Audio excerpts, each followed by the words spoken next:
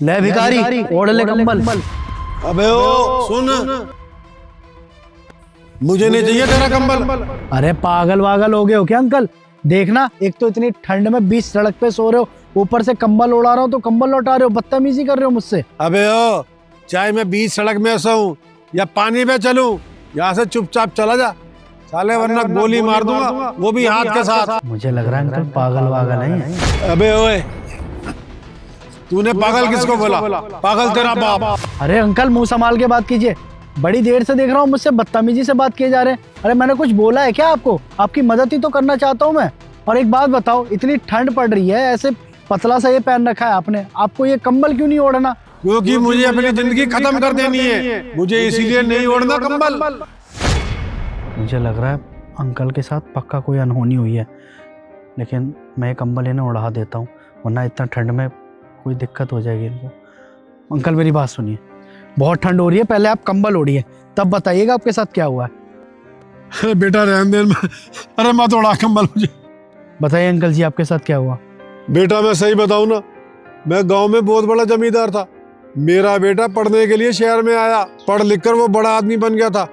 फिर मुझे कहने लगा, पापा आप गांव में क्या करोगे, आप मेरे पास शहर आ जाओ। बस बेटा फिर मैंने यही सोचा कि जब मेरा बेटा मुझे शहर में बुला रहा है, तो मैंने क्या किया, अपनी जमीन जायदाद मकान जो भी था ना, वो मैंने सब बेच दिया, और जो भी पैसा बना वो ला के अपने बेटे को दे दिया। शहर आने के बाद तो सब कुछ ठीक था, पर फिर उसकी विदेश में नौकरी लग गई। मुझे तो यही लगा चलो मेरा बेटा तरक्की कर रहा है, अच्छी बात है। और मुझे कहने लगा, पिताजी आपको मैं कुछ दिनों बाद अपने पास विदेश में बुला लूंगा। मैंने भी कहा ठीक है, और मैंने उसे आशीर्वाद दिया, बेटा सुखी रहे, और मैंने उसे विदा कर दिया। और यही मेरे जीवन की सबसे बड़ी भूल थी। फिर कुछ लोग आए और उन्होंने मुझे घर से बाहर निकाल दिया और कहने लगे ये मकान बिक चुका है, अब ये मकान हमारा है। और मैं सड़क पर आ गया। मैंने अपने बेटे को बहुत फ़ोन लगाए, पर उसने फ़ोन ही नहीं उठाया, कोई जवाब ही नहीं दिया। और मेरी ज़मीन जायदाद सब कुछ बिक चुका था, मेरे पास कुछ नहीं था, मैं ऐसे ही धक्के खा रहा था। अभी देख लो तुम्हारे सामने सड़कों पे ऐसे ही भटक रहा हूँ। आज मेरी इस हालत को देखकर कोई नहीं कह सकता, एक समय में भी बहुत रईस था, बहुत बड़ा जमींदार था। अब देख लो बेटा, आज फटी चोरा जैसी मेरी हालत हो गई है, भिखारियों से भी बदतर हो गया हूँ मैं। कोई देख के मुझे कह देगा कि मैं जमींदार था। आज देख लो मेरा क्या हाल हो रहा है। मैं तो हर किसी को यही कहता हूँ, ऊपर वाला तुम्हें सब सुख दे, हर चीज दे, पर बेटा ना दे।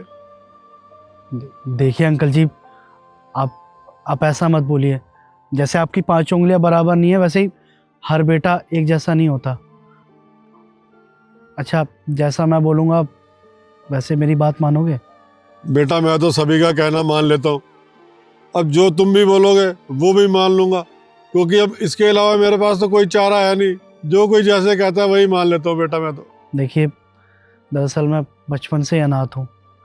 मेरे घर में हर चीज़ की पूर्ति है, लेकिन बुज़ुर्गों का साया नहीं है, उनका आशीर्वाद नहीं है।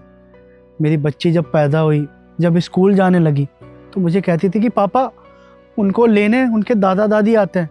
कोई अपनी दादी के साथ सोता है तो कोई अपने दादा से कहानियाँ सुनता है, लेकिन ये सब मेरी बच्ची नहीं कर पाती है।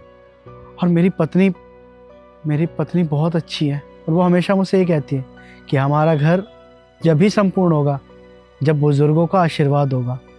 मैं आपसे हाथ जोड़ के एक विनती करता हूँ, देखिए आपके बेटे ने आपके साथ जो किया सो किया, लेकिन आप मेरे साथ रह सकते हैं। मैं आपकी सेवा करना चाहता हूँ, और मना मत कीजिएगा।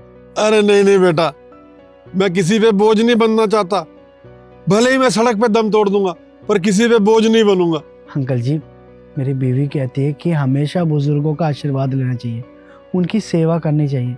अब जब मेरे पास मौका है तो क्या मैं आपकी सेवा नहीं कर सकता? देखिए मत मना कीजिए, मैं आपको ऐसे दर दर नहीं भटकने देना चाहता। इससे बढ़िया तो ये रहेगा कि मेरी बेटी को दादा का प्यार मिले, मेरी बीवी को उसके बाप का आशीर्वाद मिले। देखिए मैं आपके हाथ जोड़ रहा हूँ, चल लीजिए घर।